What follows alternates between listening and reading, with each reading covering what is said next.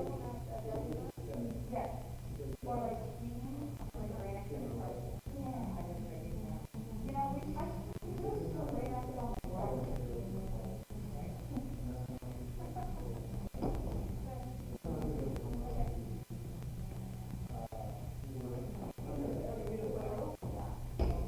got my microphone thing started now?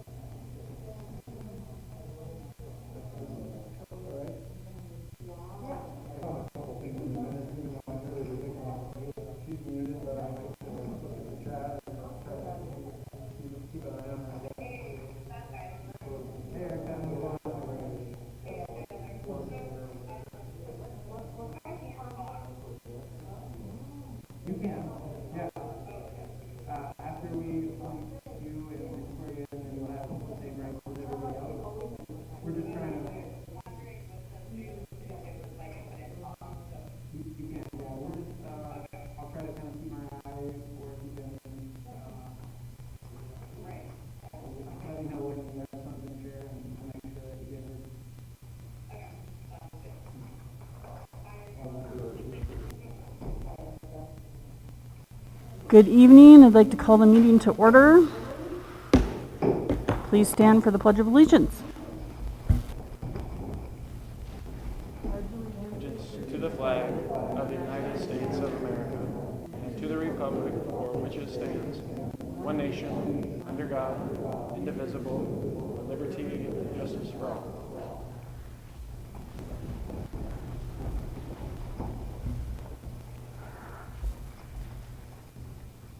Do we have a motion to appoint our new directors? I move that we nominate two new directors.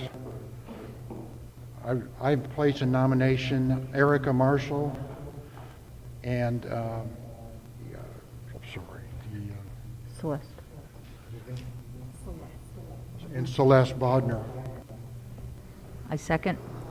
All in favor? Aye. Aye. Aye. Would you like to join us? I have to swear in. Yep. You can do that. Good. If you speak loudly, I think it'll be all right. All right, here, we'll just... Celeste, can you repeat after me, please? I, Celeste Bodner, I, Celeste Bodner, do solemnly swear do solemnly swear that I will support the Constitution that I will support the Constitution of the United States of America of the United States of America and the Constitution and laws and the Constitution and laws of the State of Oregon, of the State of Oregon, and that I will faithfully and honorably and that I will faithfully and honorably conduct myself in the office conduct myself in the office of Sunset Empire Park and Recreation District of Sunset Empire Park and Recreation District, Board of Director position, Board of Director position, to which I have been appointed to which I have been appointed to the best of my ability, so help me God. to the best of my ability, so help me God.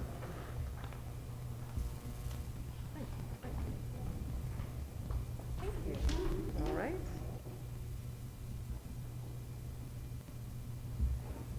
Go.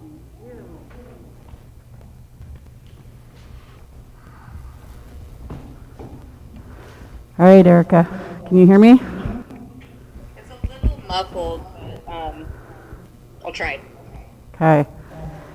I, Erica Marshall, I, Erica Marshall, do solemnly swear do solemnly swear that I will support the Constitution of the United States of America that I will support the Constitution of the United States of America and the Constitution and laws of the State of Oregon, and the Constitution and laws of the State of Oregon, and that I will faithfully and honorably conduct myself and I will faithfully and honorably conduct myself in the office of Sunset Empire Park and Recreation District Board of Director position, in the office of Sunset Empire Parks and Recreation Board of Director position, to which I have been appointed to the best of my ability, so help me God.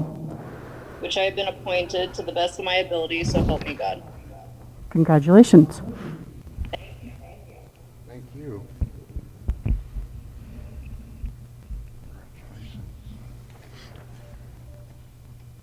Do we have any conflicts of interest?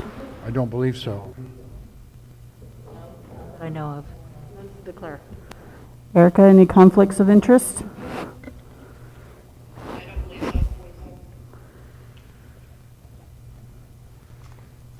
We are going to recognize, oh, Sue, can you hand that to Sue? I need that signed. Do what? To Sue. We are going to recognize our Employee of the Month. The board would like to congratulate SCPRD's August Employee of the Month winner, Rebecca Springler.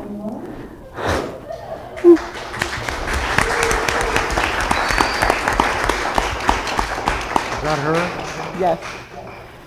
Rebecca has been an amazing addition to the SCPRD staff. She has been with us for 3 years as one of our patron relations specialists and does an amazing job at providing excellent customer service. She works mainly at the pool front desk and has adapted well to all the challenges and new guidelines that have accompanied the pandemic, as noted when we all entered. She always greets everyone with a smile and a warm welcome. Just this morning, a patron emailed about an interaction that Rebecca facilitated in upholding the policies of the pool, and she did so in a positive and professional manner. So thank you, Rebecca, for all you do to make SCPRD a warm and inviting place for our patrons. Congratulations. If you would please step forward.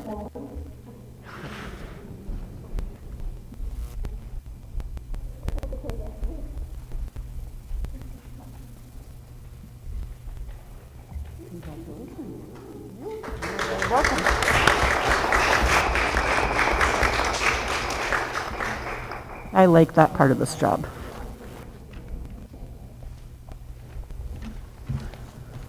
Skylar. Thank you.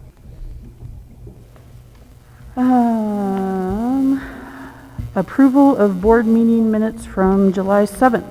Has everybody had a chance to review July 7th and the changes that we had requested? You know, I recollect we added all the body of the July 7th minutes, The executive which was session. a lot of material.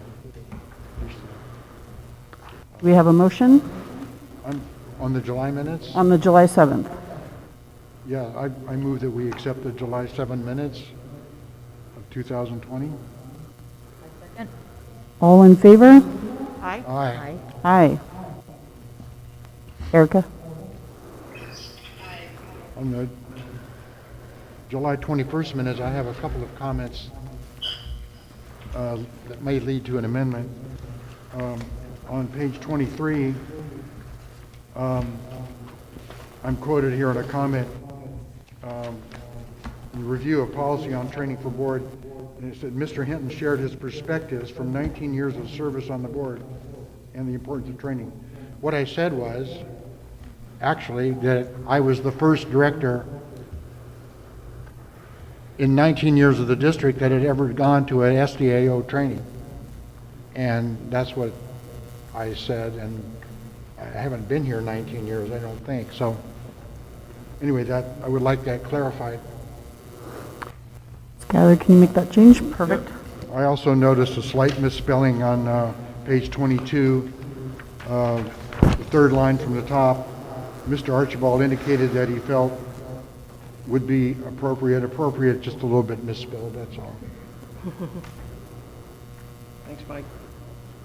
But I would move that we accept the minutes as amended.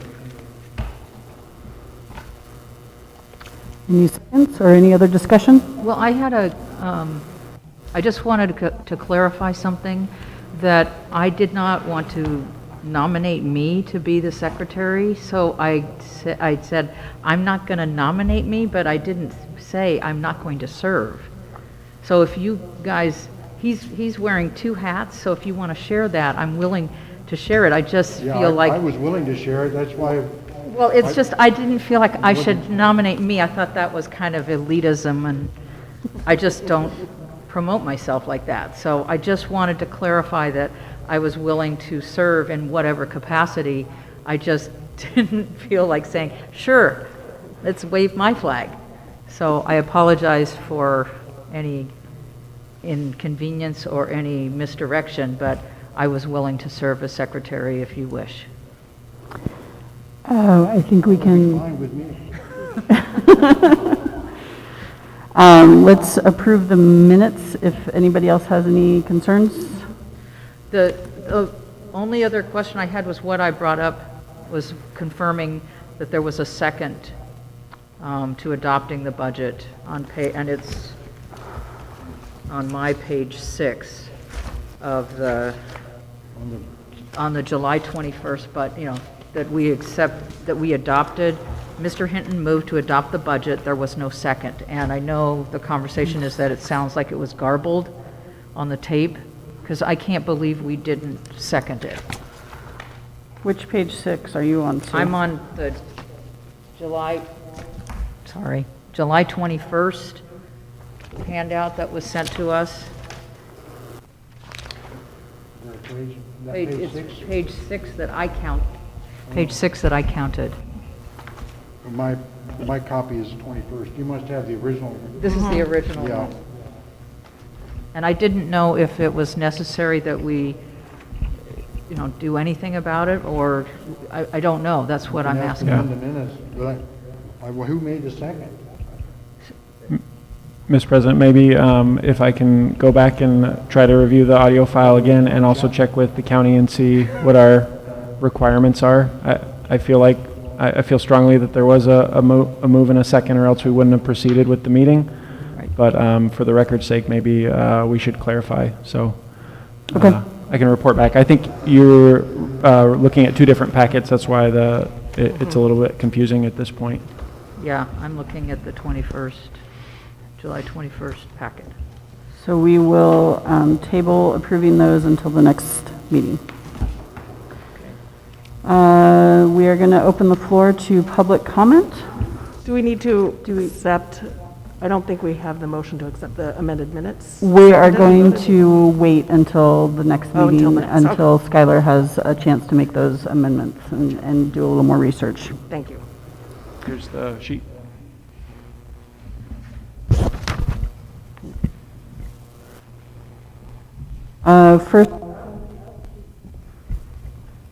First, there we go. Here. I know. Okay, here we go. First up, John Huesman.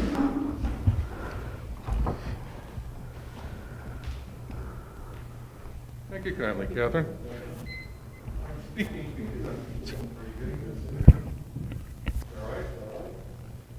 Because I'm concerned with the performance of the executive director regarding the warm water pool. Skylar did tell me last week that they did find another vendor for the parts. I just have to ask why he waited a month and a half to accomplish that. Let's talk about an analogy of the situation here and forget Skylar for a minute. Imagine the hospital just up the street there had a machine that lots of people depended upon for their very health and well-being. And there was no substitute for that machine anywhere here in town. Now, imagine that the machine that so many people depended upon broke down. Do you think that the hospital board of directors would wait even 1 month before discharging the hospital administrator if he failed to get it fixed when there are parts on shelves out there that can be ordered? I would think this is a pretty clear case of dereliction of duty. Sounds kind of similar to where we're at, doesn't it? It's been almost 2 months now and we're still without the warm water pool. Is this the best that we can expect of Skylar? Is this the best that the taxpayers can expect of you? I think it clearly demonstrates Skylar's either inability or unwillingness to care for what's clearly his responsibility. As his bosses, do you think it wise to even contemplate increasing his responsibility level when he hasn't demonstrated the competence in caring for what he already has? Of course, I'm referring to the school.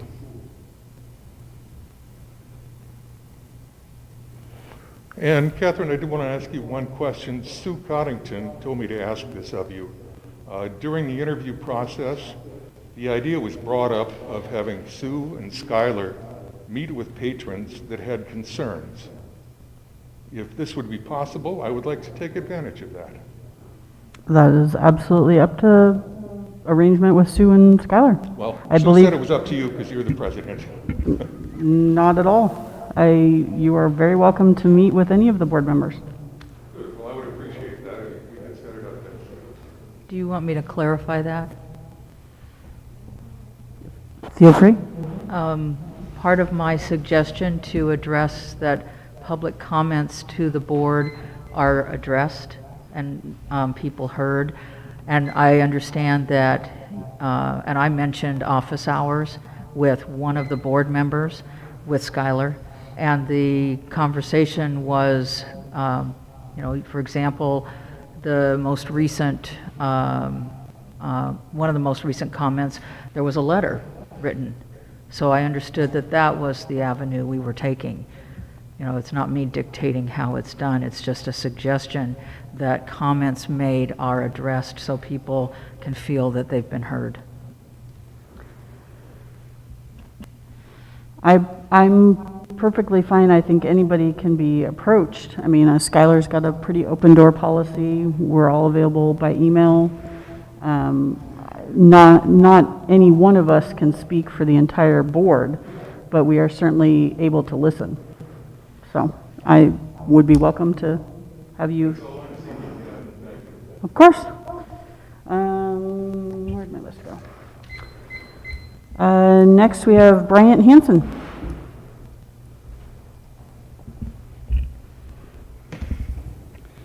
Over the last 2 meetings, there was kind of a pall of kind of negativity over that, and I was concerned about where that all might go. Called to apply for those empty positions. I was really heartened to find that they had quite a few people, more than I expected, willing to stand up to the plate. What you have here, and I was very happy to find out that good people still and to serve. And I wanted to thank them for that.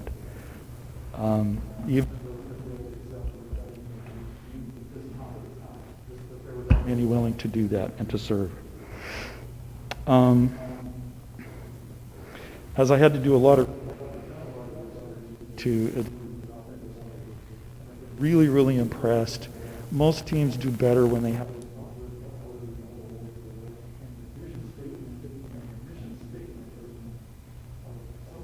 a lot of time. They're really good.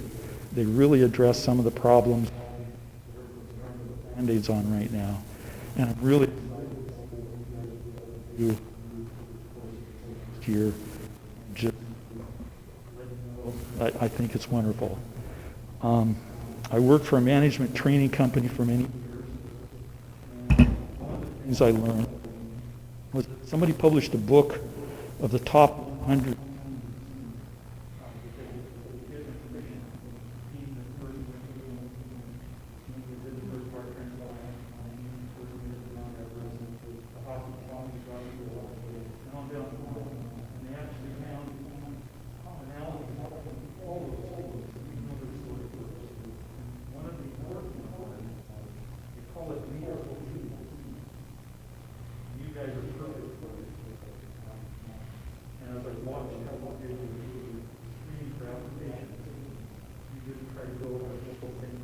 and you're looking. And in the analysis they did, they found that the really successful teams didn't have the ones that we were like a lot of leaders or followers that do their thing. In this one, for example, for your sake, you might have one person at fundraising, and when it comes time for that album to come, to help direct and see things go, and then an organization, and when it comes with that, kind of step up, and the rest of the team follows in, and the leadership kind of changes. Anyway, I would hope, if that's useful to you, that maybe it'll help you be a little more effective. If you're not already doing it, I don't know.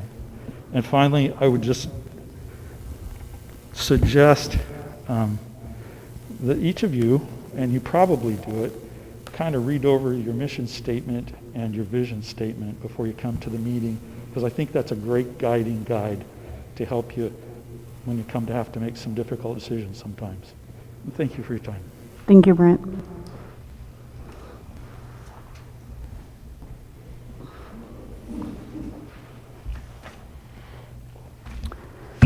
Correspondence?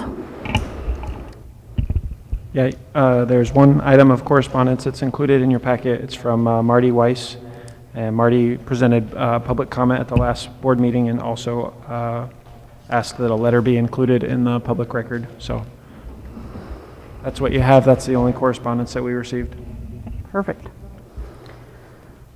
Financials. Has everybody had a chance to look over the financials? I know they came kind of late yesterday. We are looking forward to our new software.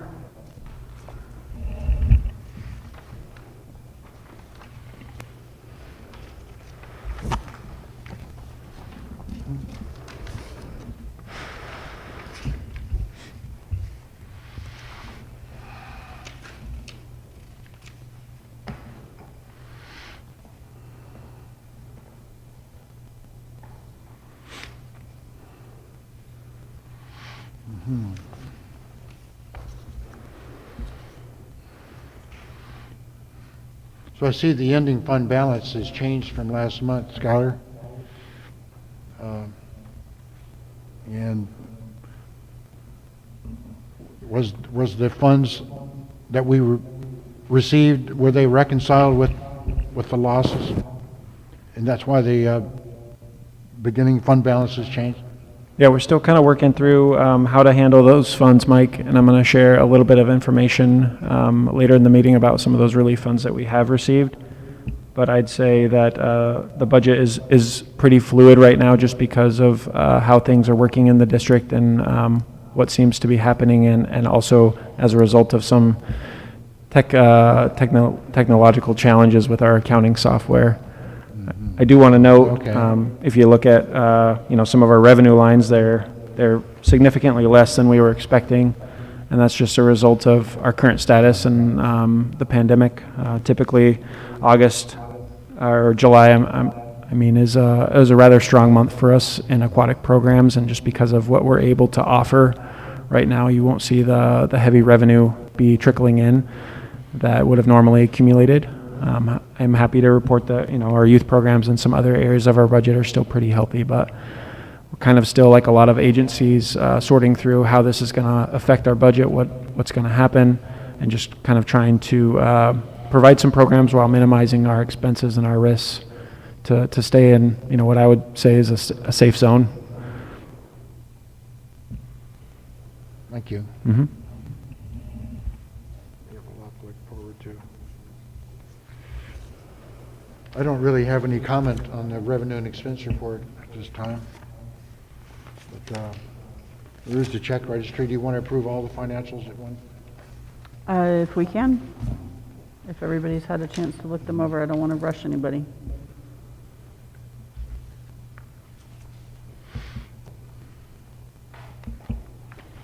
Mm-hmm.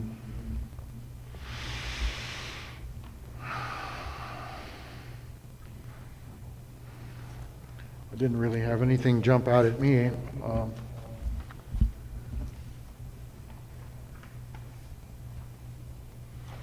But we've got you directors. Was Erica able to get a copy of the financials? Is she reviewing this with us?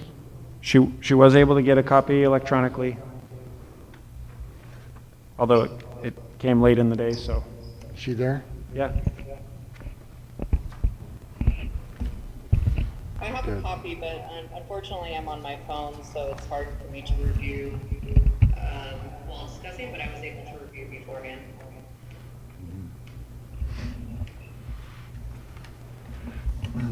Celeste or Sue, do you have any questions about the financials? So I received them late, and so I just have done a quick review. My question would be is Skylar, are there plans to do a revised budget, or what are the plans considering sort of the impact? Is it on? Yeah. Okay. I'm wondering if there is a plan to do a revised budget, or at sort of what is the threshold where you'd consider doing a revised budget based on the impact to revenue? Yeah. If we deviate from the proposed budget, the proposed and adopted budget, by more than 10% in any one of the budgets, or more than one, then we have to do what's called a supplemental budget, and we'll bring that to the board. There'll have to be a public notice that's issued, and the board will review that supplemental budget and hopefully approve the new budget and adopt it at that time.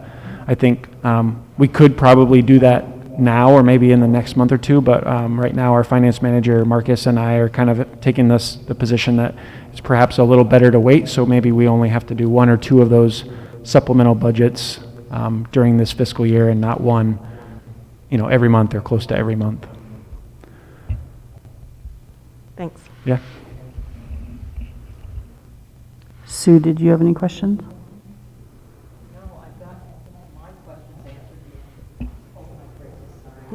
I got my questions answered before the meeting. So I'm good. Do we have a motion to approve the financials from? I move we approve the financials. I second. All in favor? Aye. Aye. Aye.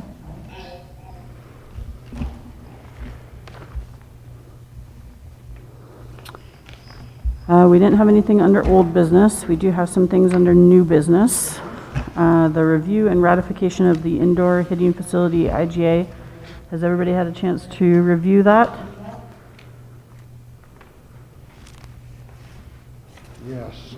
I Yes. was wondering. Erica, did you have a chance to review? Can you repeat? I am fighting these microphones. The indoor hitting facility IGA.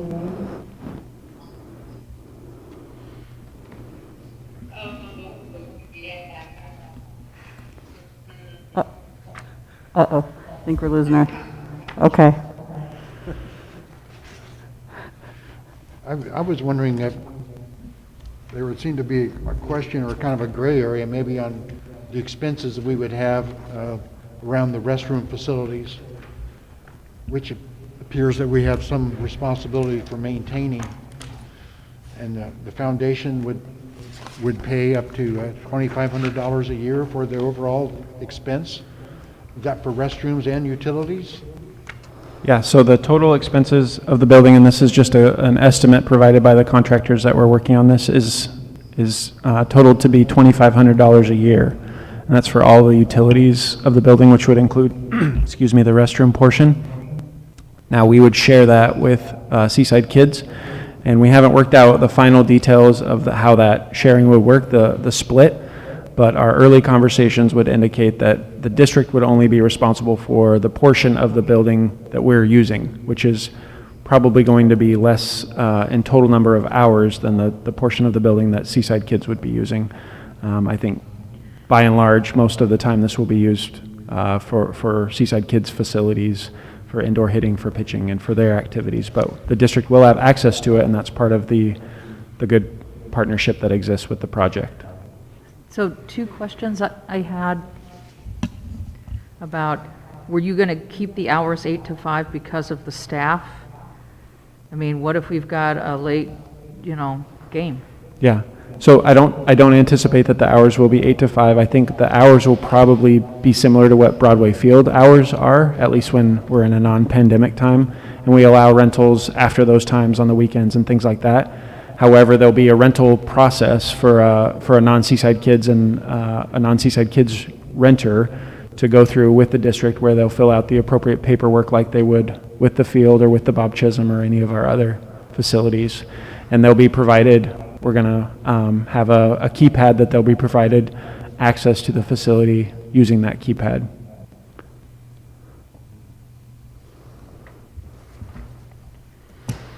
I think the agreement appears the way we expected. And we understand that the foundation is a big part of this with the funding. How close is it to being completed? Yeah, that's a great question. It's coming along really well. They have the foundation poured, the concrete's been poured, and they're working on the interior of the building now. There's an expectation that the building will be ready to have activities in it by the time the rainy season comes in late September, early October. So they still have, the group still has some fundraising to do, and they're working on, kind of filling the gap from the finished product to where they're at now. But it's coming along really nicely. And if anybody from the community or a board member wants to come see the facility, I'm happy to show you what I can, or I can arrange with the project manager, Chris Quarter, who knows a lot about the project and what needs to be done still. Thank you. I have a question about 6.3, which is on page 53. I just want to clarify that as we work, this is legalities, as we work with the various partners, that our liability is a part or not an issue, or is there, I don't have any experience with this. Do you have any comment? I guess I can say, so I'm not sure if I understand your question perfectly, but I'll do my best, and if I don't, then Okay. feel free to ask it again or ask it in a different way. But the district has, liability coverage for our programs and our facilities, and it's a pretty I guess, a well-detailed agreement that we have with Knutson Insurance. They're our local representative, and they are well aware of this project, and they are supporters of this project. So what will happen is, in the coming weeks, we'll make sure that this facility is added as per the IGA to our coverage, and then if an injury occurs, then we'll go through the right channels. But what we're really hoping to do is take a really strong role in managing the risk associated with the building, as we do with all of our other, programs and facilities, to keep people safe and do what we can to provide access, but not put people in harm's way. Thank you. Yeah.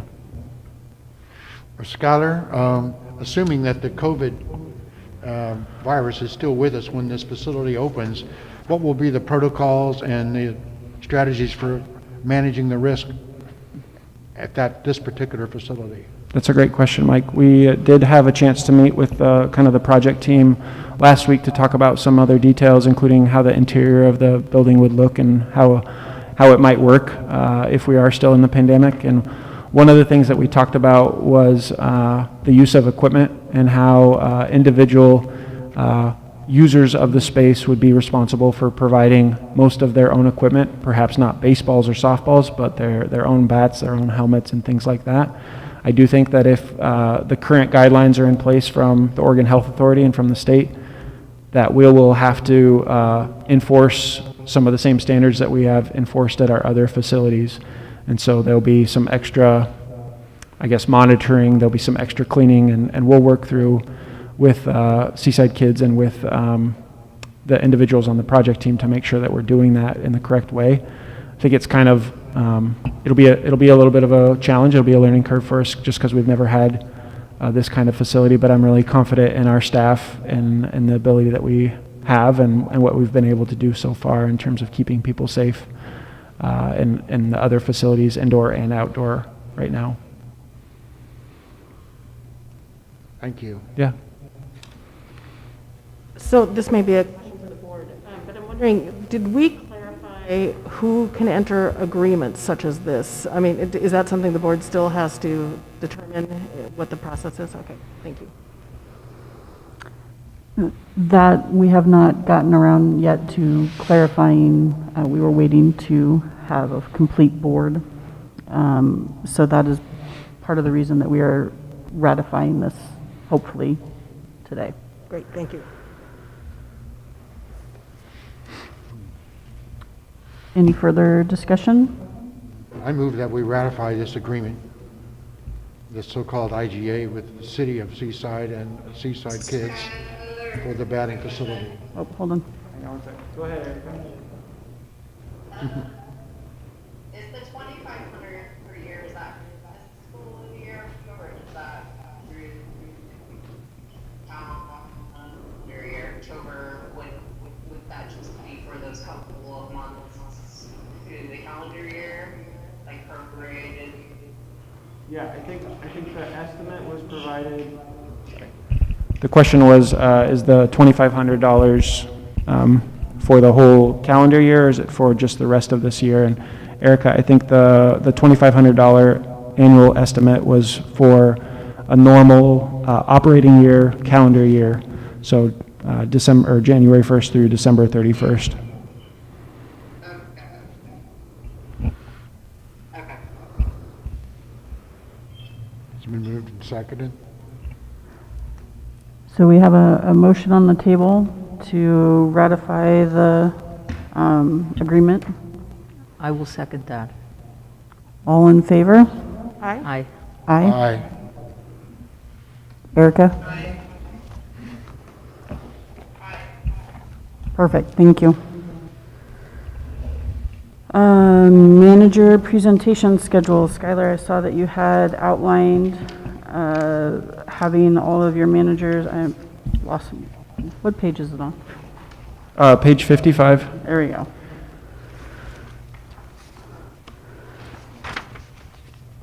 So, does anybody have any discussion regarding the schedule for presentations? I think the schedule is a fine outline. Of course, it might be subject to change depending on the health of the individual at the time.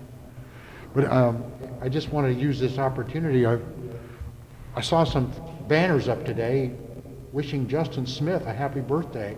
Is it the same Justin Smith?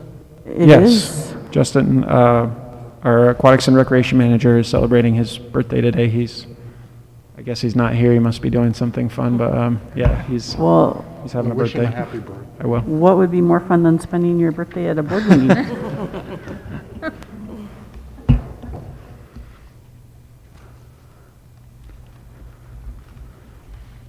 I see no problem with the schedule as outlined. Okay. Thank you. The Broadway Middle School Community Engagement Process.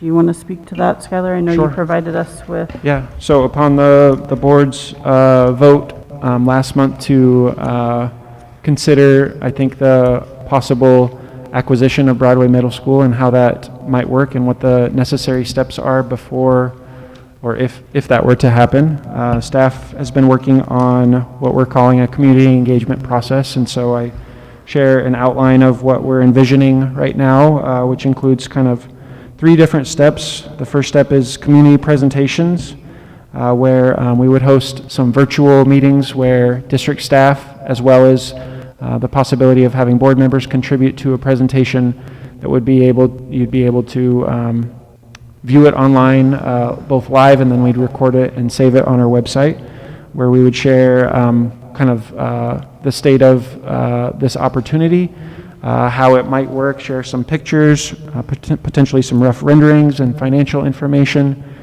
and also just ask or answer questions that the community may have.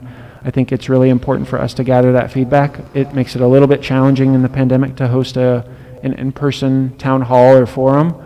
Although we are hosting this meeting, we're allowed to do it because this is considered an essential government meeting, and a virtual town hall, I feel like, would be a little safer for this type of meeting and allow us to save that presentation on our website somewhere so it could be viewed later.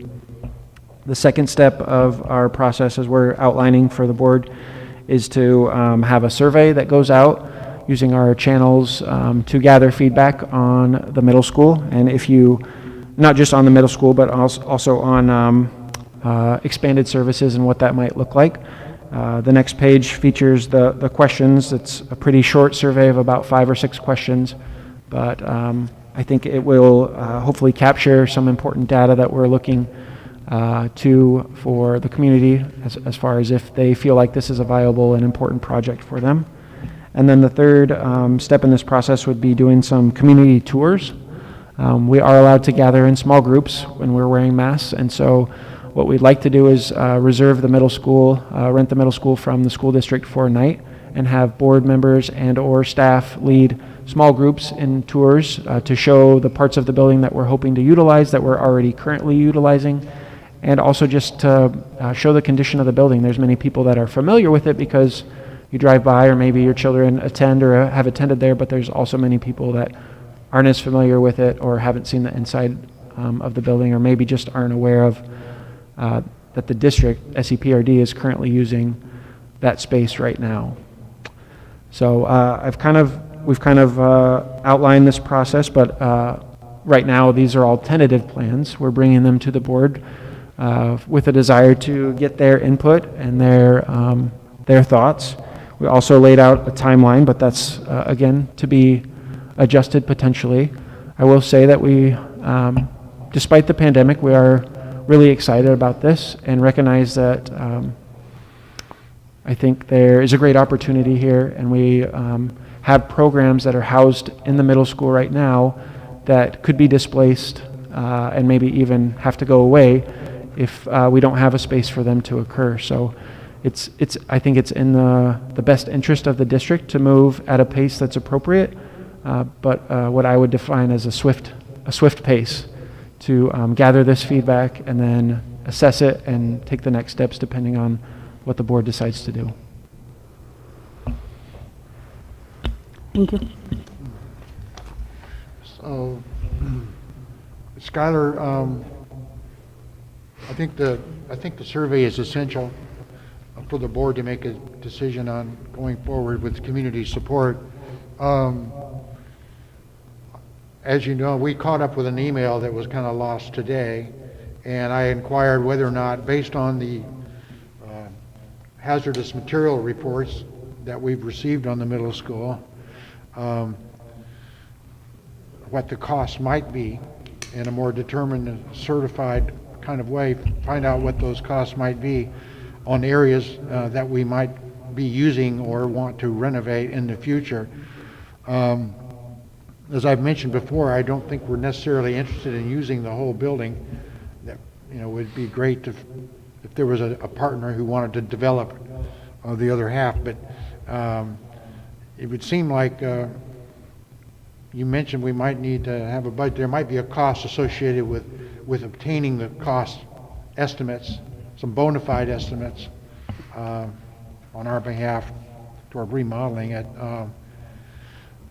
Do you think as we go forward we'll be able to identify some funds for that? I do think so. I think we'll have to be mindful of those funds.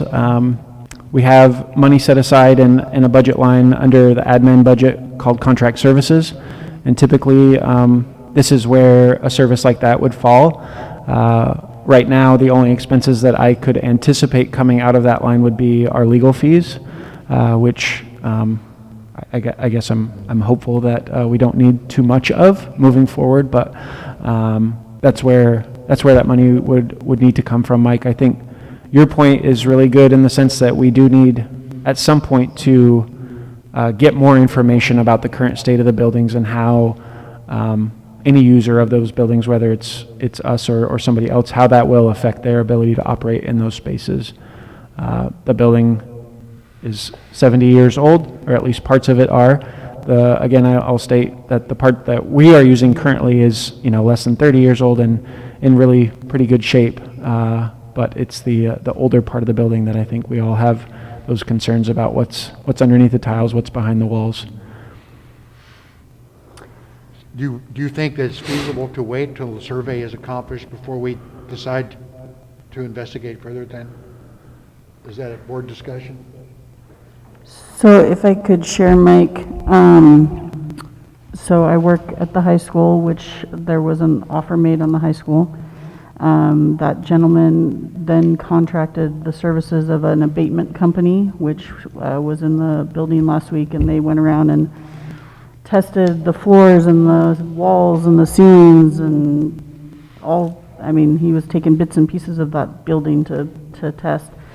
And from my understanding of how the way that works is he's going to test everything, and then the gentleman who made the offers, his offer is contingent upon what they find.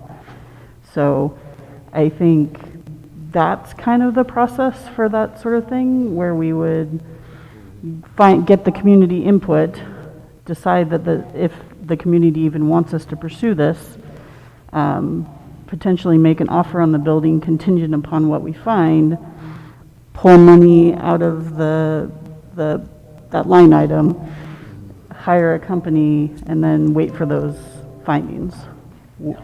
Yeah, that makes sense. So, I mean, the odds that there is asbestos in that building are pretty high, but it's most likely in the parts of the building that we are not currently using.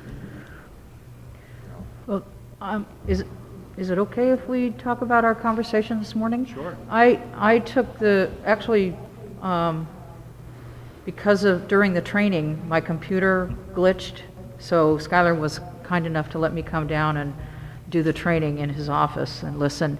And I brought up the asbestos at Broadway, and we actually made a phone call to a gentleman who was going to come out at no cost and evaluate the school. So that is hot off the press this morning, and literally, we'll go forward with more information, but it is pending. Wonderful. Thank you, Sue. And he actually did review, because of the modern marvel of computer technology, he reviewed the report that you had given to me. The school district one? Yes. Well, I'm interested. I've had professional experience with some of these issues, and I've been certified in hazardous material abatement as a contractor. But I've had commercial experience in very large commercial environments about these kinds of issues. So I'd be interested to see there are different ways of mitigating the issues. Anyway, I'm going to have to wait and see what happens. As far, Erica, do you have any comments that you'd like to share or questions?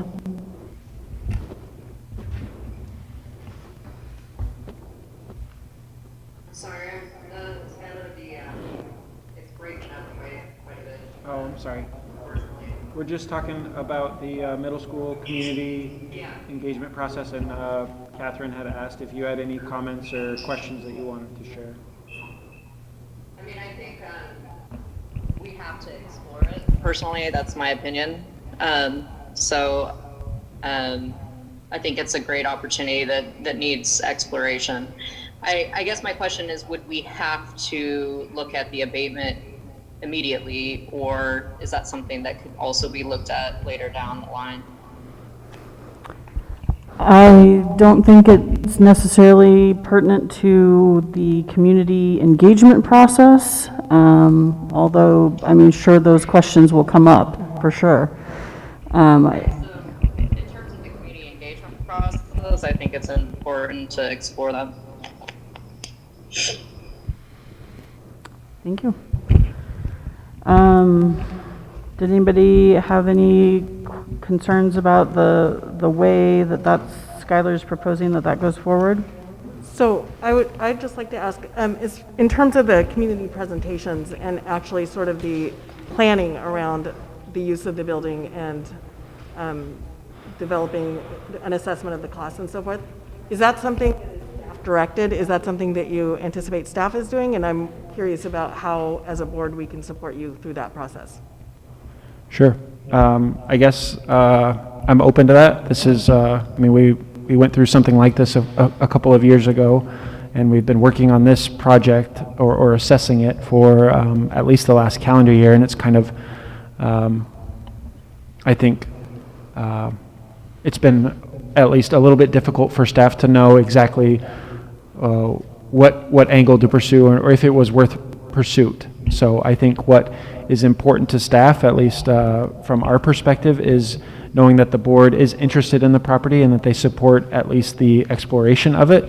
And I think, personally, if I was a resident of the district and I was on the fence about this or tuned into one of those community presentations to hear the board offer their position, at least for the engagement process, and the board is saying why this is important to the district from your perspectives, I think would be really valuable and important in that discussion.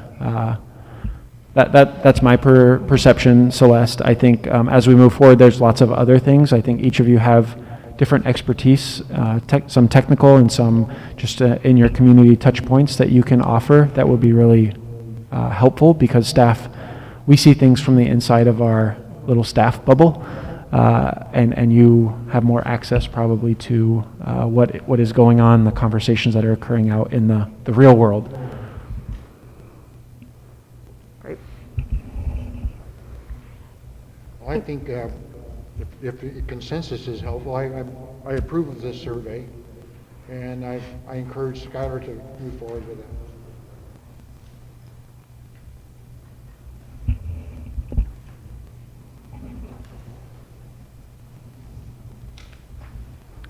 Sue or Celeste or Erica, any other thoughts on the survey or the engagement process?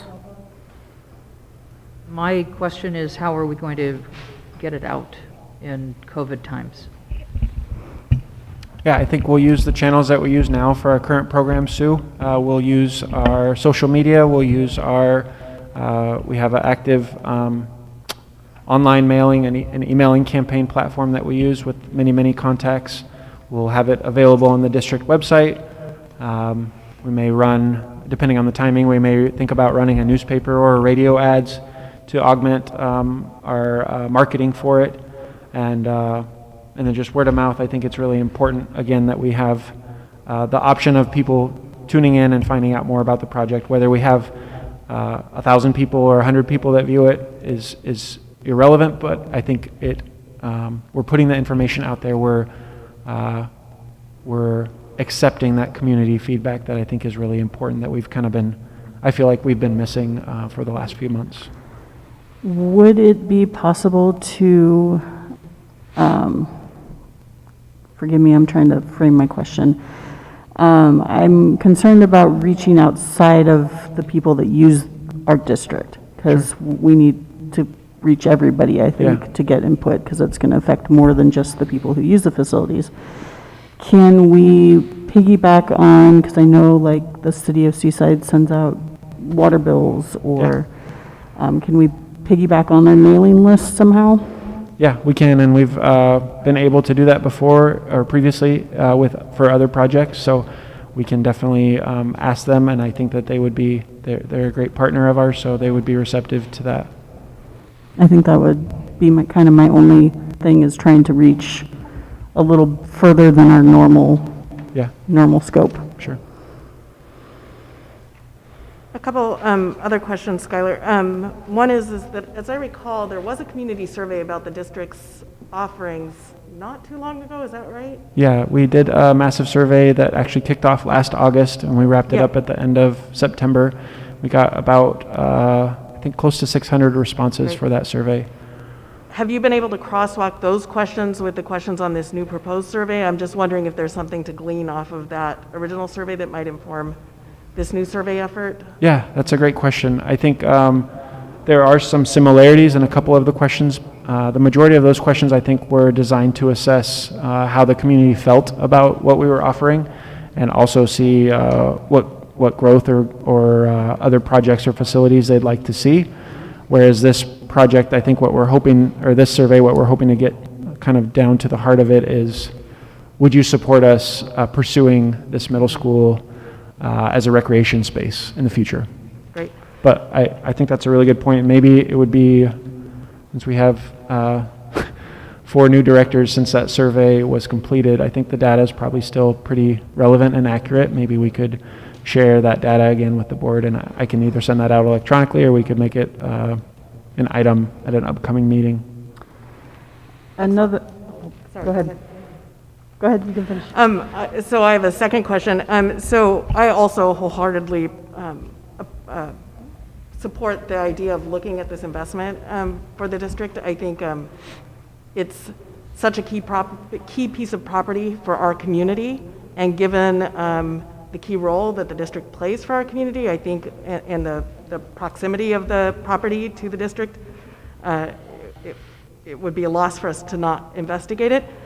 I'm interested in not only how it might impact the district's direct programs, but how it might also play a role in economic impact for our community and tourism and other opportunities there. And I'm wondering if perhaps doing a companion survey to businesses and organizations and other groups, community partners, might be a good idea to see how the acquisition of that property by the district might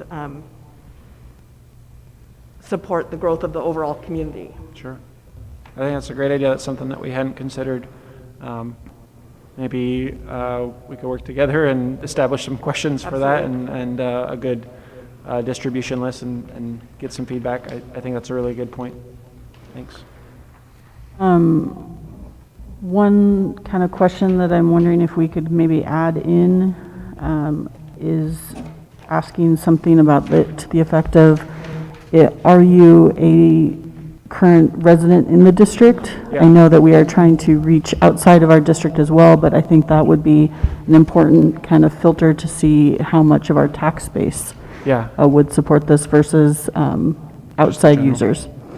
Yeah, I think we did, at least on the version I have, that's question 6. Oh, did I miss But it wasn't on, that I think that's an important question for us to get that feedback. Oh, there we too. are. Sorry, Yeah, I did it's miss okay. it.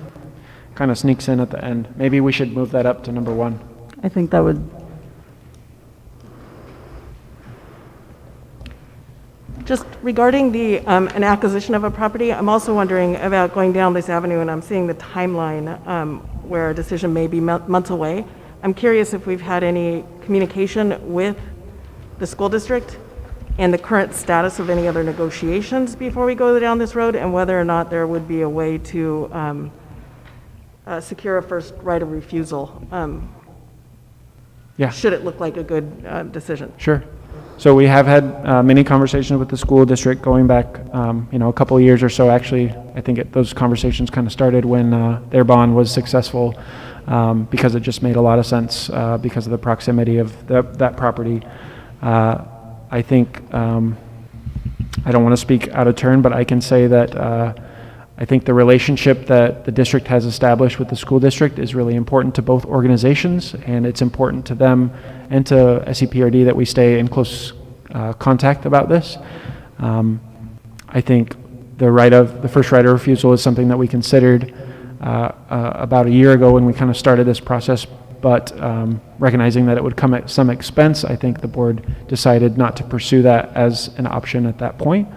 We could pursue it now. We've had preliminary conversations about if there isn't a buyer for the property in the next month or so, we'd like to continue programming in it for the school year. And so we may work on an agreement of some sort with them to lease some of that space. Most of the space that we're currently using for our summer programs and for other recreation programs, but we'll hopefully be able to continue at least leasing that space until a buyer emerges, whether that's us or somebody else. I'm wondering, so in securing a first right of refusal, because my understanding of that would be that cost can be negotiated, was there a cost already established for that, or could that be incorporated into the lease agreement moving forward? That's a great question. I could Okay. certainly approach the school district or the listing agent and see. I think that's a good point, and we have. I think the school district, from the district's perspective, from the SEPRD perspective, recognizes that there's some community interest in this property and how important this project might be. So I'm hopeful that we can reach a good solution for our community and for what's best for the people that live here.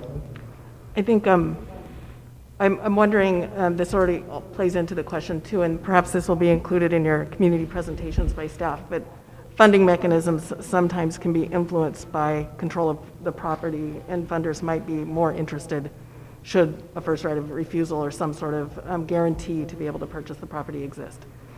Have you already considered the various funding mechanisms?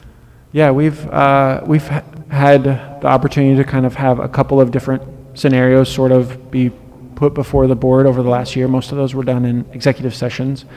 And I recognize that some of them, they all had, pros and cons for sure. But it was a goal of staff to give the board some options about how this could be done if they wanted to pursue it. And so I think, depending on the feedback that we get from that community engagement process, we can go back and revisit some of those. To be honest, we're kind of having some of those discussions with the key people in those plans to make sure that we could still utilize that, plan A or plan B, and make sure that would still work out. I think one of the other important parts of this is that maybe there's a partner in this project that could share in some of the cost of the property and has interest in it, and whether that's partner A, partner B, or partner C, I'm not able to speak on right now, but I think that would help minimize the financial burden for the district and still allow us access to the recreation space that we really need. The property is great, it's really nice, it's highway frontage and all of that, but what we really need in our community is community meeting space, youth program space, recreation space. So those aspects of the building are on, could coexist with the right partner. Great, exciting.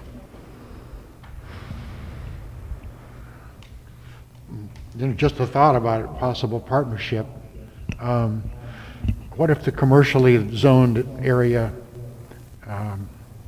along the highway, what if it became a transportation hub and a place for tour buses and countywide travel? Why not maybe the transportation district would be interested in developing a terminal down here. We have tour buses that are lined up in front of Chevron. You know, right now I'm sure we have fewer buses, but there are buses, and there are maybe a possibility of commercial development with a transportation hub.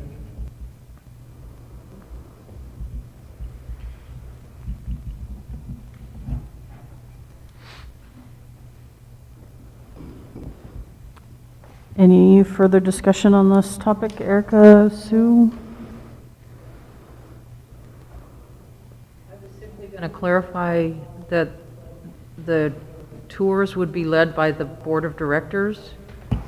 So again, Sue, just kind of going back, and I think it was Celeste that brought this question up, but I think it's important for us to move in harmony, board and staff working together.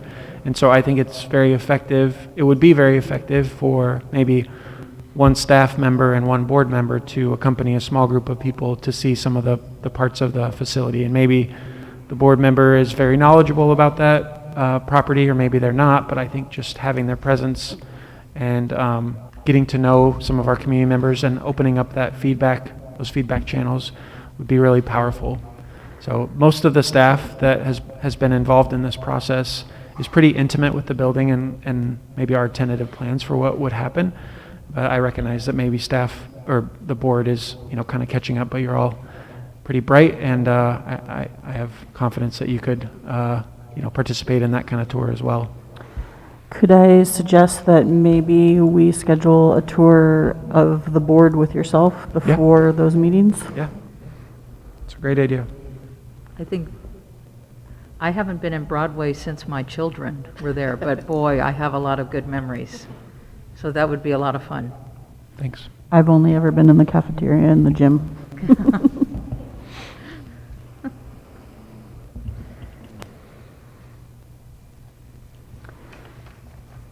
Any further discussion? A motion to have tours? No, I don't think we need, do we need a motion for this? I think just, To I don't think so. approve the process? Yeah, just wanted to have a great discussion, and I'm grateful that occurred. Yeah. thank you, Skylar.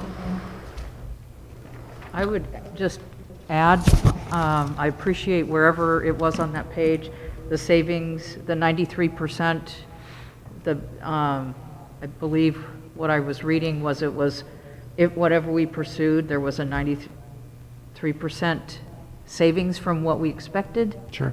Or it was only 93% of, we're saving 7% or something like that. There was a savings, and I'm sorry, I'm not sounding very articulate right now, but I was grateful that the cost would be less Yeah. than what we had looked at before. Executive Director report. Thank you. So I just wanted to share a few items, my report. The first is just an update on the district's COVID-19 status. And obviously, this has been a challenging but a really rewarding time, I think, for our agency and for our staff. As of today, we've been reopened for 57 days. We kind of began with a pretty small, limited offering, but things have gone pretty well, almost as well as I think anyone could have expected. We did have, a challenge in July with a member of our youth programs team having a positive test, but we were able to shut down the youth programs and kind of resume those. And since that point, we've been doing really well. Recognizing that many in our community have asked us to continue expanding our services and offering some of the programs that they had grown accustomed to, or the hours for programs that they had grown accustomed to. We're consistently exploring, what the next steps will be. I think for us, in looking at the budget, you could probably see that we haven't been able to generate as much of the revenue as we were really expecting, and that's, right now at this point in the budget year, it's concerning. It's not necessarily problematic, but it's something that we're paying close attention to. I just want to use this opportunity again to highlight the good work of staff from our maintenance team to our patron relations specialist, to the management team, to our youth programs team. We've had just amazing and dedicated work being done, and I'm really impressed by the work of staff and all that they've done. I did share, I think, a couple of months ago that we received some funds from the state in the state coronavirus relief fund. Initially, we received $168,800. That was in June. We are eligible to apply for more, and we've actually requested another round of funds. The way that it's worked from the state is that there's a pretty significant pool of money available just for special districts that they've set aside. And unfortunately, and I'm not exactly sure why, but many of our special district counterparts have not applied, or maybe they don't have expenses that could be covered by this program.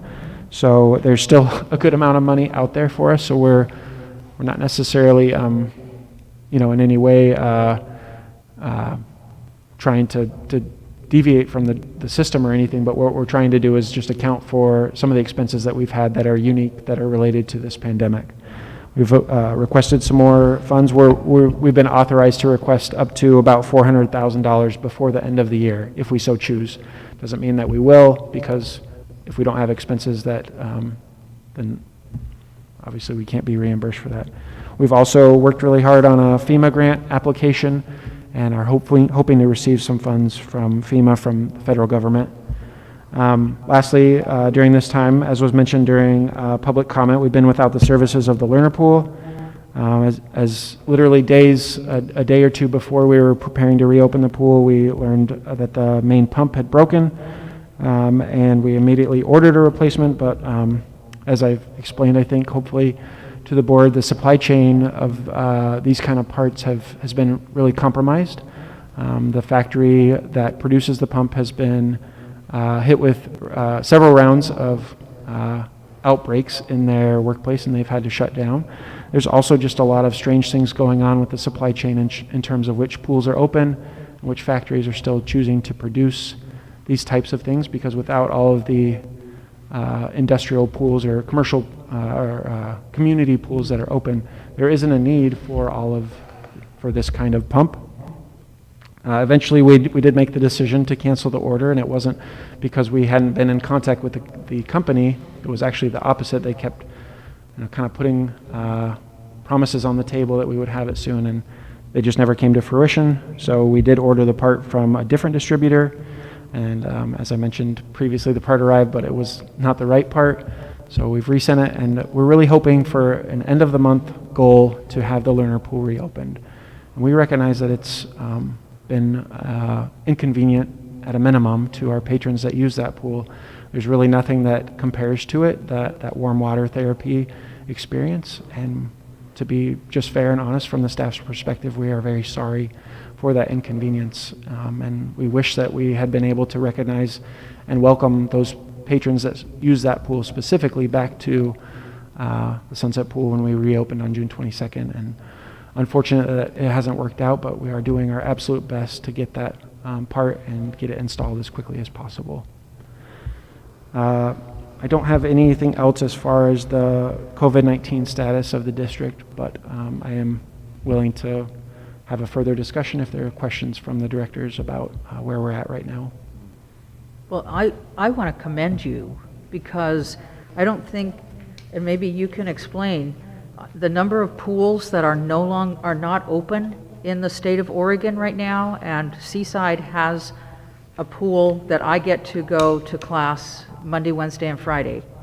So I'm very grateful that, sure, it's not the warm water pool, but I get to be in the water. And I'm very grateful that you have been able to secure that ability for me. Thank you. Thanks, Sue. You're welcome. And I would like to speak to the fact that you had an outbreak with a staff member and took steps immediately to contain the outbreak. My kids go there. As a parent, I was concerned, and the fact that nobody else got sick, I think, speaks highly to Shelley and her program and the Parks and Rec district and their staff. Absolutely. I think that's immense. Thanks. Yes. I've made comments such as yours before, and I I think Skylar has done a great job of planning for the pandemic and the shutdown. It started in February, in March, early March. He was starting to be prepared and find out what the impact was going to be. So I think he's done a great job. I think our financial services staff has done a great job in aiding the reimbursement search for lost revenue, and I think it's a highly commendable performance. A couple other items on my report. I need to inform the board that this is a very fluid situation, but we are really taking a very careful look at how we can provide services to our community, especially the youth of our community in this pandemic. I'm sure most of you have seen or heard about the school district's decision to, they're not going to be returning to in-person learning, at least initially, at the start of the school year. And because of that, there's I think a community concern that children and youth may not have a place to go that is safe, where they're nurtured and protected and have good experiences during the day if parents are both working or out of the home. So one of the things that we've really been working hard on is how that might look for us. During a typical school year, we would offer preschool programming for children aged 3 to 5, and then we would offer after-school programming for that same population, 3 to 5-year-olds, but also for elementary school age population from 5, up until about 11 or 12. Because of the pandemic and because of some of the conditions of the state, that probably, at least from our perception, will not be adequate to meet the community need of what really exists out there for providing structure and a safe environment for children. We have been told that because of the pandemic, we won't be able to operate our preschool as we had been. It'll need to revert back to an emergency childcare facility, which is where we were operating in the spring, which is similar. We can still do a lot of the preschool things that we're doing, but also some significant differences. So our youth programs manager, Shelley, Owen, and myself and some of the other members of the team were working really hard. And in kind of conjunction with some of our community partners, we've sent out a community survey to try to get some feedback on what services people need, how many hours of programming or care they might need for their kids, what kind of environment they would want to send their kids to, and then also working in conjunction with the Seaside School District to be a good partner to provide that programming and space. I think what we are hoping to do, and there's still a lot of details to work out, is to provide a similar experience to that we're doing now with right now we have summer camp, but it'll be something like that, school camp, we'll call it for the purpose of this conversation, where parents can drop off children during those daytime hours in between 7:30 and 5:45, 7:30 a.m. to 5:45 p.m. And their child will have the meals and snacks that they need. They'll have that environment that they need. They'll have the learning opportunities to work on some of the schooling. For kids that are doing the online school, then there's still some expectation that they're participating virtually with their class, that they're doing some of the homework projects. And we're going to try to provide an experience for them where that can occur in a classroom-like setting. We don't have teachers that specialize in that age group, but we do have staff that are experienced with children and staff that are really knowledgeable and understand children and then their needs and their situation. The school district seems very positive about the possibility of us continuing to use the middle school for this programming. And so I think one of our other significant concerns is just finding enough staff to house this program. Because of the way emergency childcare needs to work and the way our summer camp is structured, we have to limit the size of groups, to a cohort or something like that of about 10 kids. And the kids and staff cannot really intermingle because that's when you can have contamination and people spreading germs and viruses that they don't necessarily know that they have. So what I'm trying to say is that it's really challenging, but this is something that we're pretty interested in doing and dedicated to providing and kind of filling in an important gap in our community right now. We have about a month left until school starts, so the timeline is pretty tight for us to kind of figure out some of these details. But I do want the board to be aware of this plan and ensure that they are in support of this plan. Not that it's going to be a significant revenue generator for us, but I do think it has the capacity to fill a very crucial need in our community and allow families with children the opportunity to continue functioning as a normal family unit and not have to, resign from their employment or send their child away to live with, a grandparent or another family member or something like that. I think it's really important for us to be adaptive and try to figure out what we can do to help people. That's our calling. That's what we strive to do, and I'm glad that we have staff in place that are willing to do that. So I'm sure you may have questions or concerns or thoughts, but I just wanted to have this out there to you and get some of your feedback. I have a couple questions. One is, so you have had discussion with the school district and they are willing to extend our lease or rent, or not lease, but rent to us further? Yes. I know that the school district is reevaluating their plan every 6 weeks. Are they willing to commit, past that?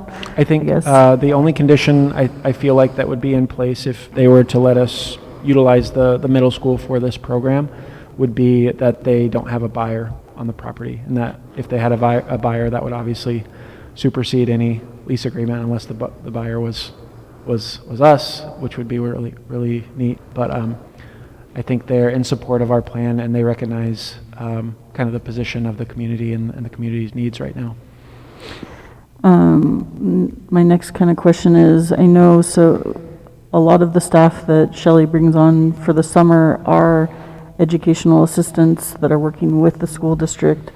Would we be able to fill that staffing kind of void that happens at the beginning of the school year? Yeah, I think that's probably challenge 1A right now. Once we have the facility, that part figured out is can we and do we have enough staff that can do this? And I think it takes a special. I want to be really clear that it takes a special person to want to work with in this capacity. It's not something that we can, for lack of a better way of putting it, just take anybody kind of fresh off the street, because it's just not a calling that appeals to everybody, and it's not a calling that's right for everybody. So we really want to be selective about those employees that we choose to utilize for this program. I don't know the status of those instructional aides and if they will be physically working during that time. I think some of that is still getting ironed out from what I understand. But I have confidence that we have a group of staff that are dedicated to doing it right now. I think if we were going to meet what we're anticipating a pretty great community need, we would need to have more staff in place. But I think we can do our best to offer what we can. And whether that's a little more limited at this initial onslaught, September 14th when school starts, or maybe we are able to increase the capacity as time goes on, depending on how long this style of learning needs to exist in our community. Thank you. Skylar, what would be the cost, or I know you have scholarships available. Would that continue for something like this? Yeah, I think that's a really good program. That's, I guess, it's not number one on our challenge list, but it's in the top 3 or 4 for sure. We do have scholarships, and we have a fair amount of money in the scholarship fund from the foundation to help cover that. That's not money that will last forever, so we're actively working with the foundation and with some staff to maybe apply for grants or seek out community partners to help support that scholarship fund during this time.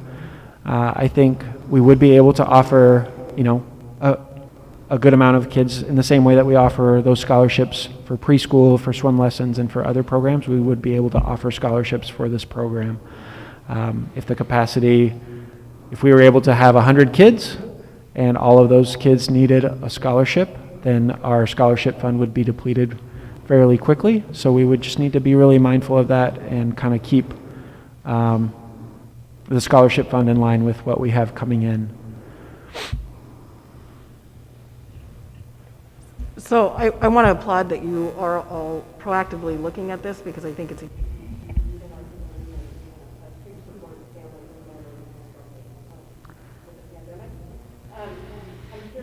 you said that you're doing a community survey. Do you have any idea at this point sort of what the level of need is going to be? And and are you also communicating with Head Start or any other child-serving organizations besides the schools to see how the need might be spread out to other programs in the community?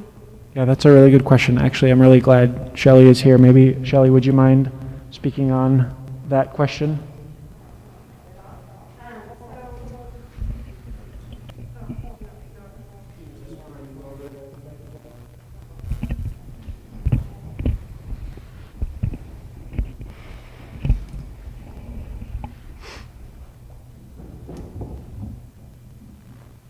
Hi, thank you. So I have reached out to several providers in the area, seeing what they're looking at. I've actually been in touch with, we have a new provider in Gearhart, Newbies, and she and I have stayed in touch.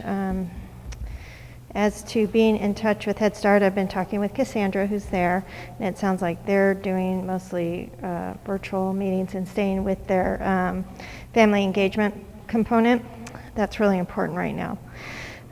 So we're kind of all up in the air about what's happening. Miss Tammy's, like Skylar had mentioned, we're for the 3 to 4 year olds, we're operating under the emergency child care. I had thought about putting the whole program through age 12 under that programming, but that limits us a little bit in staffing. So, and our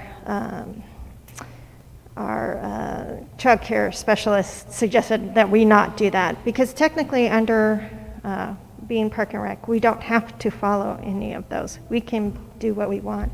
But Skylar and I both feel very strongly that that's a component that's important for the community to see that we're following those guidelines and rules, just like everyone else. The survey went out, our marketing director, Melissa, put that out there for us, and we had, last count was 26 responses from families, and there's a definite need. The majority, I would say 70%, needing full-time care. We have some families who have no idea what they're going to do with their kids. They're going to have to quit their jobs, go on welfare, different things. So the need is there. When talking to other facilities, Miss Tammy had mentioned that she's only taking essential workers right now under emergency child care. I think that's going to change, because right now I think teachers need to be essential workers, and so we need to open up those doors. We can do that at Park and Rec, which is great. Newbies, there's not a lot of people who are at work who are needing the care for her services. But we are seeing for the elementary age and the preschool age quite a bit of need. So, Thank you. Sure. I have a question for Skylar and you, Shelley. Of course. It seems like with all the urgent needs, for parents and children alike, and parents who are trying to work, if they can go to work, that there might be a need for additional parenting classes in the community to try to help parents deal with stress with the pandemic, and also deal with their behaviors at home and outside the preschool, with encouraging positive behavior and success in the home. Have you been doing any of that? Do you plan any parenting classes?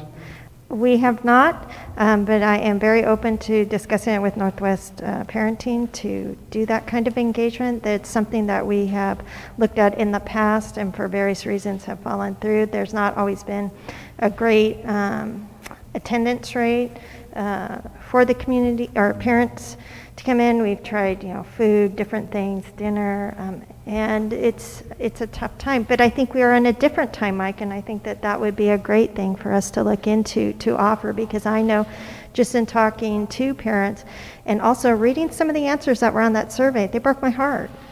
Please help us. Thank you for even considering doing this. We have no idea what we're going to do. We need help. And so that's what we want to do. Thank you. As a parent with young children, I can speak to the stress of this time. It is. It's a very stressful time, and that's kind of the beauty of us here. These are the things we can offer to the community, and I will touch base with them, Mike. I think that's a great idea, and I think we would see a bigger response because so many people, most of us don't know how to handle this. This is new to all of us, and I think coming together as a community is the best way for us to help those parents and support those families.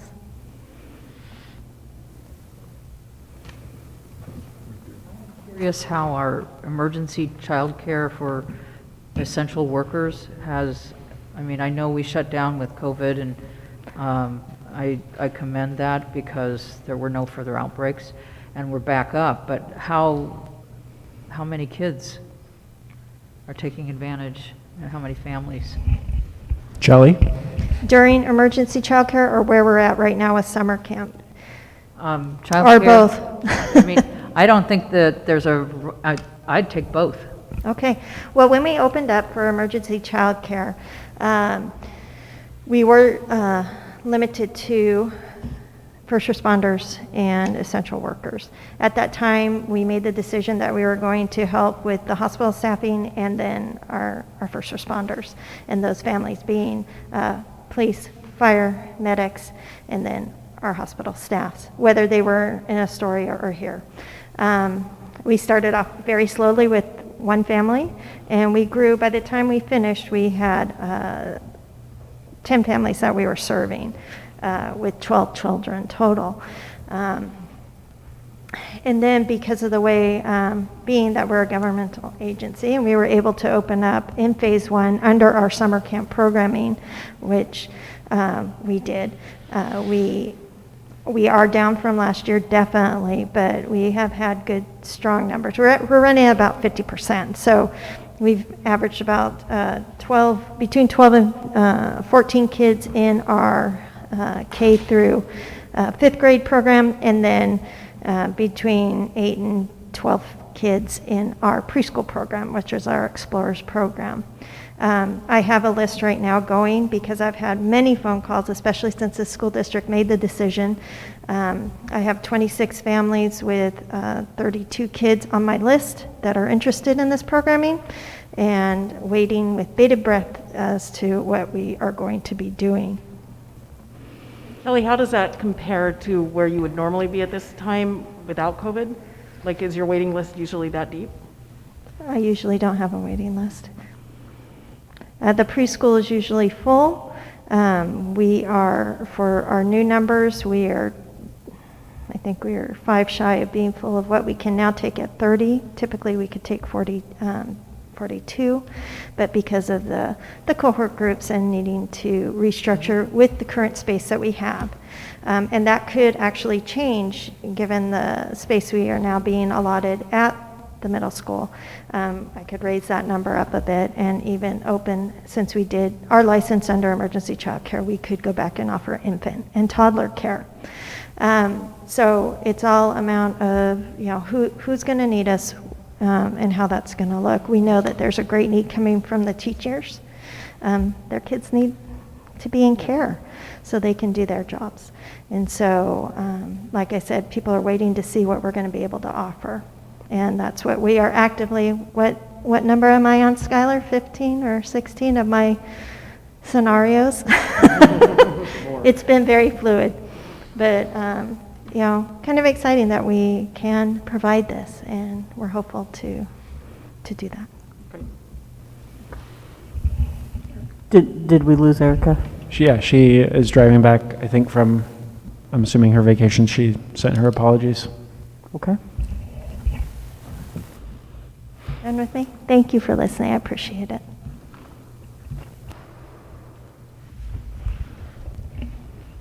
Does the board have any other questions about this topic? I think it was relevant for us to have a good discussion because at our meeting next month, we'll have already been in the new school year, and these plans, whatever we decide, will have solidified probably, or at least for the time being, as solid as anything can be right now. So I would just, I will do my absolute best to keep you informed of the decision and the processes that we choose to go with, but please share your feedback if you have it or questions as the next couple of weeks roll along. The other items for my report, I just wanted to update the board on our maintenance coordinator search. When I put the board packet together, I was hopeful that we would have had an accepted offer, but unfortunately the individual that we offered the position to declined the offer. He would have had to relocate and was just a little concerned, I think, about how that would all work out for him in his career. So what we've done is reclassify the position to be a maintenance technician. The coordinator aspect of the position, as it had been previously classified, I think attracted a good candidate pool, but a candidate pool that was thinking that they were going to be doing a different part of our maintenance department work than actually this job will include. So we've reposted the position. It'll be open for about 2 weeks from today. So if you know any good candidates, please encourage them to apply or reach out to me if they have questions. Were there any candidates in your last round of interviews that you were kind of your second choice? There were some other candidates, but we didn't feel like any of them were the best fit for the position. So hence the new search. Fair enough. And then lastly, I just wanted to report on a really successful and fun special event that we had on Saturday called the Break the Chain Run. This is our third year of working with a nonprofit, international nonprofit called Operation Underground Railroad to host this event. And we had a good turnout of about 60, a little more than 60 runners. This is the first year that we've had the event on the beach, and that was because of the opportunity to have a more socially distanced run or walk for our participants. And I think we were all a little nervous about how that would go, but it worked really well. We had probably the most beautiful day, I think, of the year. So around 9 a.m. when the run was happening, it was 55 or 60 degrees and just really perfect weather. We also had staggered heats for the first time just to kind of keep people separate at the start line. But anyways, it worked really good. Grateful for the work of our special event staff, Melissa and Justin, our recreation manager, and their team for putting on a really good event. I know, Mike, I heard that you had come down, but sorry I missed you. I was down on the sand, but thank you for coming. Well, I was a little bit late, but I did meet your staff, and they were doing a very nice job of greeting everyone, and it looked very orderly up there. I stayed off the beach because I need to stay out of soft sand. I'm okay once I get to the hard sand, but did not walk out. Yeah. This has been really, I think, challenging going back from the start of the pandemic is how do we offer these special events, or can we offer them? That's a big part of the district's catalog out to our community, and this was really the first one besides the farmers market that we've been able to have. So it felt really good just to do something for our community, help get people a little activity time, and working on a plan for some of our upcoming special events and how we can create a safe environment and keep people give people something good to do. Yeah. That's it for my report. Thank you. Great job. Thank you. The Board of Directors will go to executive session for the purpose of performance review for Executive Director pursuant to ORS 192.660 1-I. So you'll actually want to have a motion in a second for that. Do we have a motion? I will move we go into the executive session as you stated. Second. Second it. All in favor? Aye. Aye. And you may want to give the audience, if they want to come back or wait around, an estimated time when you'll return from executive session, or how long you think you'll be out. Uh,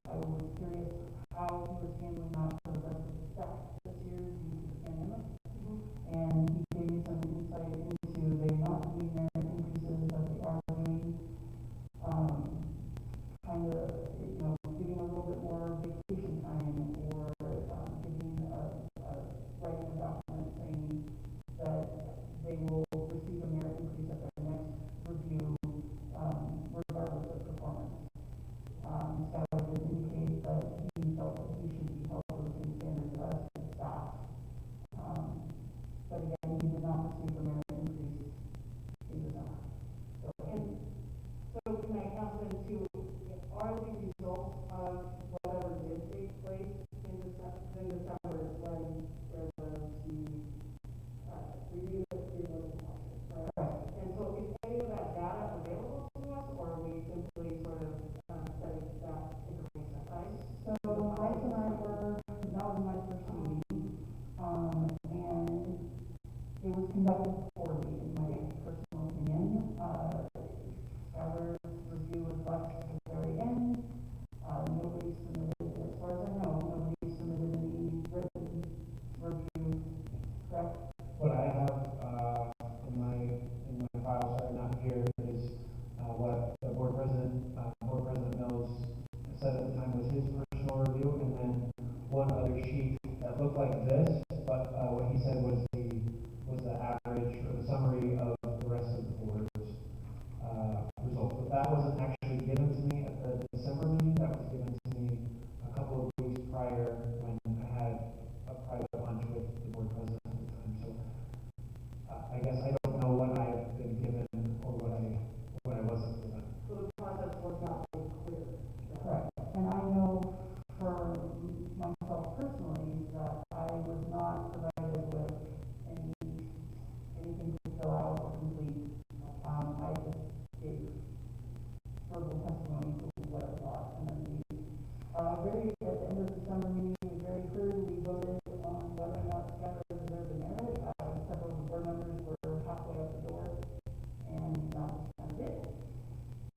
So a couple things that I would just propose for the board to consider is one of the things that we can talk, again, I don't know quite how the board conducts business, and if it's all done in a public forum, or if we have opportunities for executive session. But one of the things I was going to propose is, given the significant fracture of the board, that I think it would be nice for this board to develop some sort of commitments to repair, commitments to the community, commitments as board members. And I think one of them should be transparency in the process of providing our executive director reviews. And it would be nice for us to make that commitment. And I would just propose that we actually document. I mean, the fact that there was no transparency, it doesn't sound like it was clearly communicated what that process was like. I would propose to the board that we set aside the December performance review, and that the review that we do, even if it's imperfect for lack of information, or because some of us are new members and we don't have visibility to it, we have to go with the data that we have because of the report. And then we do a performance review that's retroactive to December. That is what I would propose. And then we actually document that process and perhaps share it as part of this larger community commitment to help us rebuild. So I would agree with you.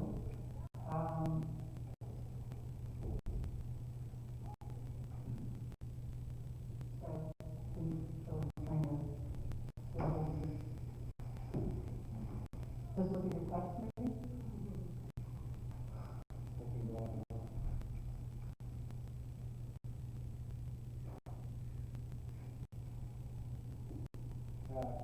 Just can we pause for 1 second? Yes.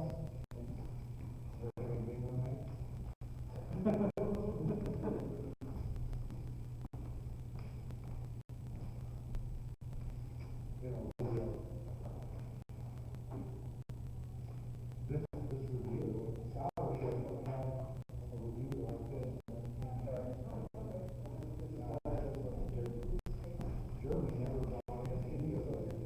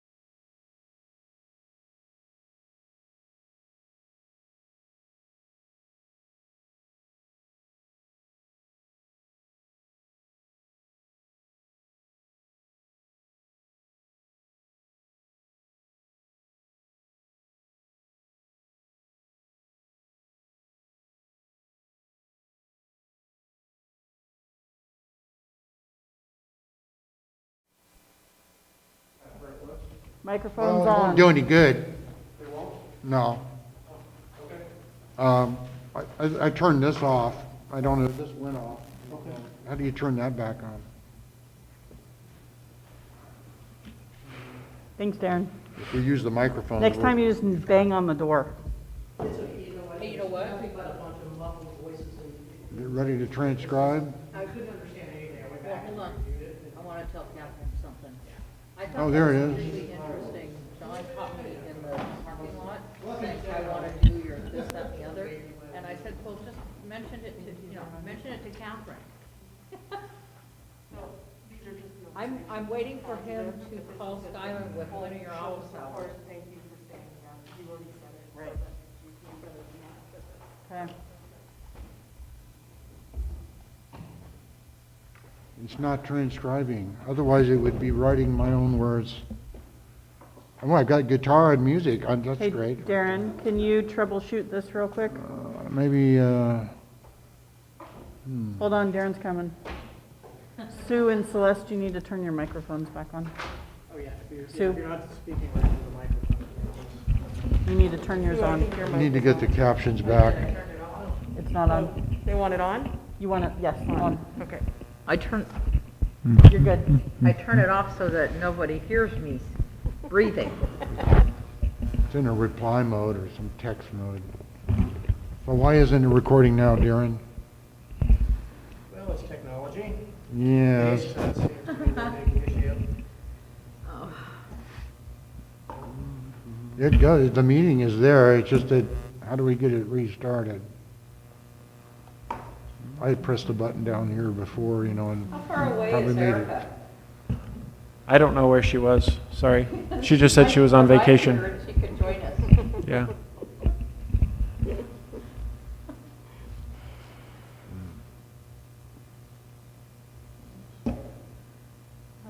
I am curious. Restart. I don't remember seeing a policy or a job Can I do it? description and all this stuff. Test. 'Cause this was part of my packet. Testing now, This was Yeah, I part haven't of my received it packet. yet. huh? Okay.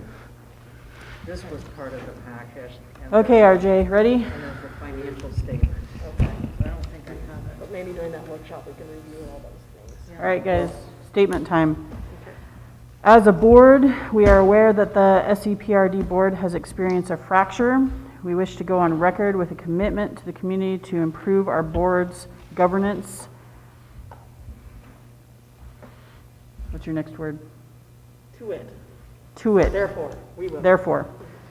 Our first decision will be that the board rejects the December review of Skylar Archibald because of lack of documentation, no transparency in process, and discovery of a questionably ethical decisions. The next step, we will strengthen the executive director review processes. We are going to review the process and create a new board policy.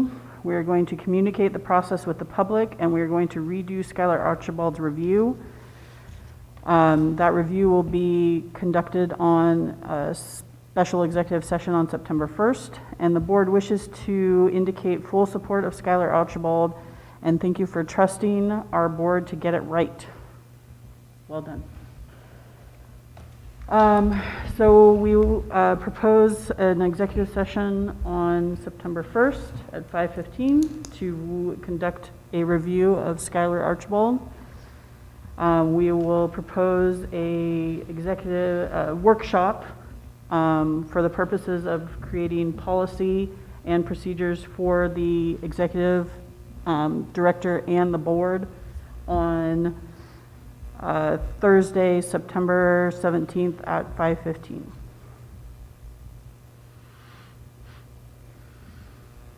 Go Do we ahead. need a motion to I- hold a new meeting? Do we for need the a new- motion for a meeting? I don't think we you do, but if you want to do I one, don't think so. cover your No, bases, need a sure. motion. I don't think we've ever done one in the past.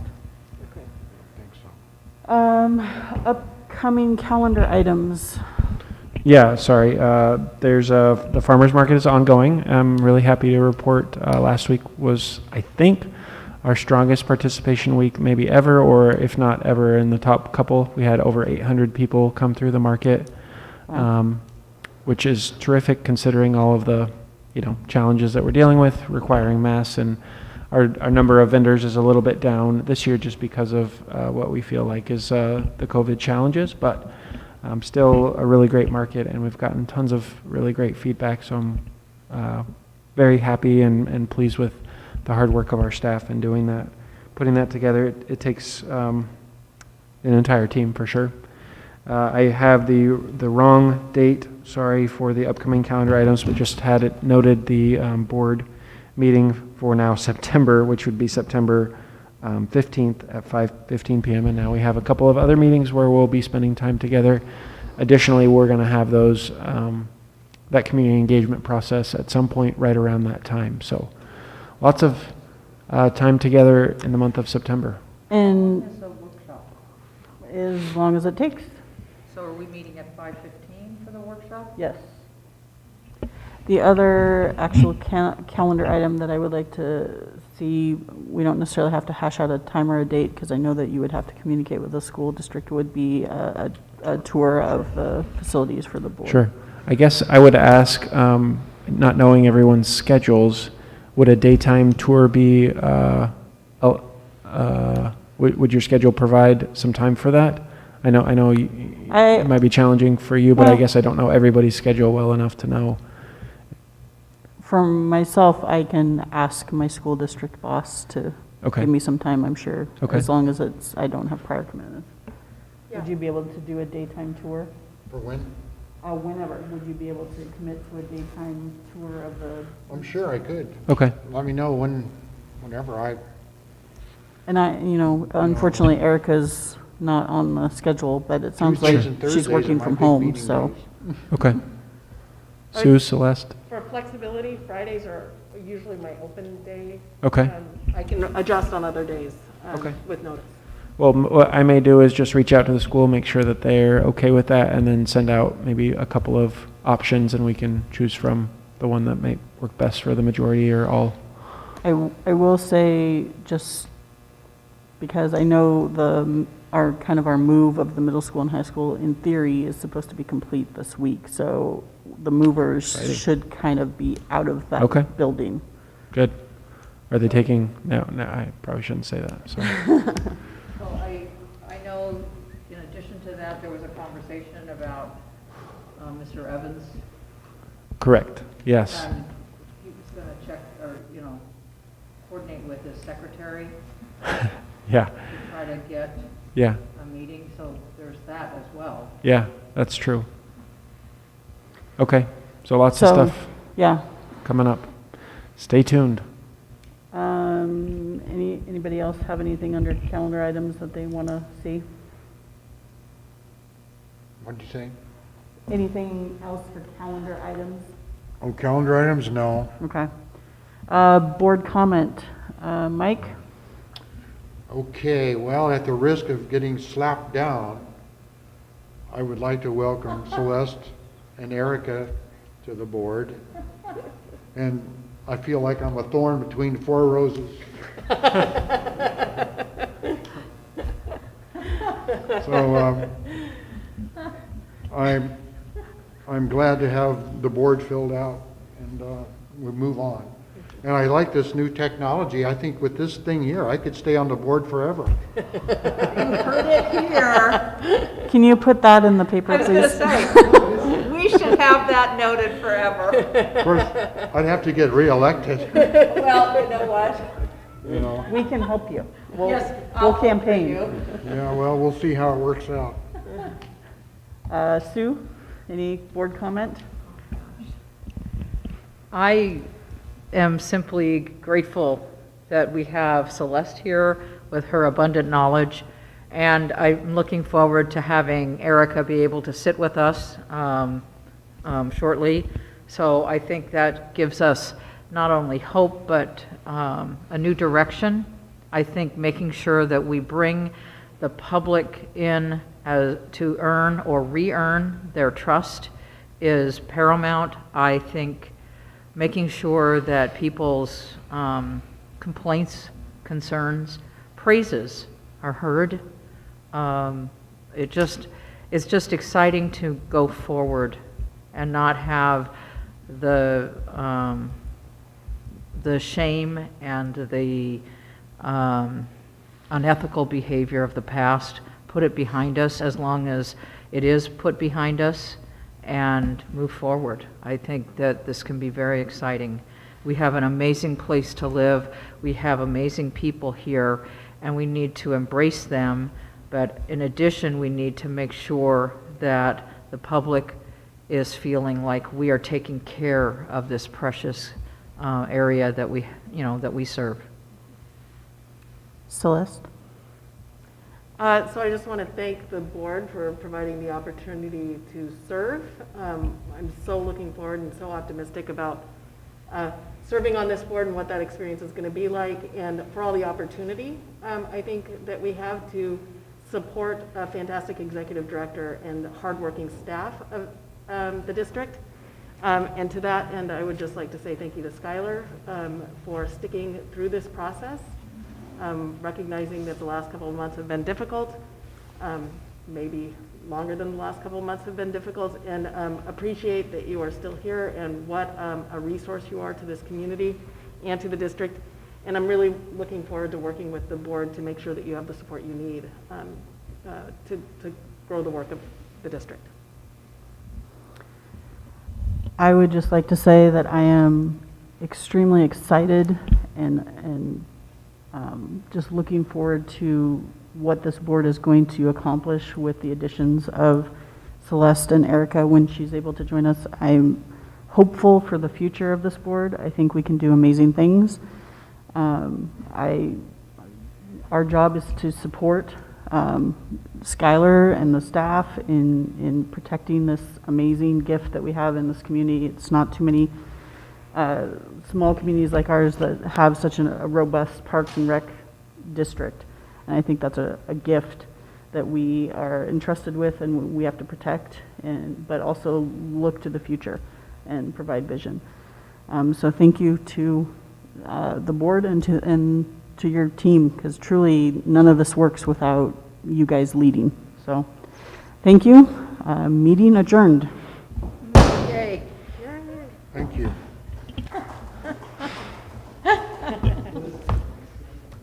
This thing here made this meeting a lot easier. And it's going to be fun, right? We're going to have fun with it. Yes. Oh my gosh. This is a much But it better backs environment. up. Sometimes it wasn't downloading some of the conversation. Do you So want Skylar? to give, I Very didn't give helpful. this, but do you want to give that to her just so? Have to breathe. Scholar?